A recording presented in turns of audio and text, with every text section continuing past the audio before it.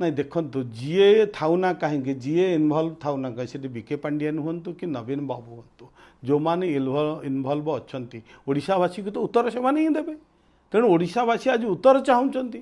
ସେ ଫାଇଲ କୁଆଡ଼େ ଗଲା କ'ଣ ହେଲା କାହିଁକି ଗାୟବ କରାଗଲା ଓଡ଼ିଶାବାସୀ ଉତ୍ତର ଚାହୁଁଛନ୍ତି। ତେଣୁ ସେ ଉତ୍ତର ରଖନ୍ତୁ ପ୍ରକୃତରେ ସେ ଫାଇଲ କେଉଁଠି ଅଛି, କାହିଁକି ତାକୁ ଗାୟବ କରାଗଲା, କାହା ସ୍ୱାର୍ଥରେ କରାଗଲା। ତେଣୁ ଅନେକ ପ୍ରଶ୍ନ ଆଜି ଓଡ଼ିଶାବାସୀଙ୍କ ମନରେ ଉଙ୍କି ମାରିଛି। ସେହି ପ୍ରଶ୍ନର ଉତ୍ତର ମଧ୍ୟ ସେ ଆଜି ନବୀନ ବାବୁ ବା ତାଙ୍କର ବ୍ୟକ୍ତିଗତ ସଚିବ ପାଣ୍ଡିଆନ ଦେବାର ଆବଶ୍ୟକତା ରହିଛି।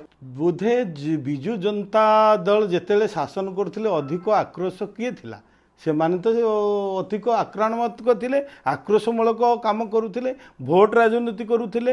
କେବଳ ଆପଣମାନେ ଦେଖୁଥିଲେ ଯେଉଁମାନେ ଭାରତୀୟ ଜନତା ପାର୍ଟିର ପେଟ ପାଟଣା ଉପରେ ମଧ୍ୟ ସେମାନେ ନାତ ମାରିବାରେ ପଛଘୁଞ୍ଚା ଦେଉନଥିଲେ।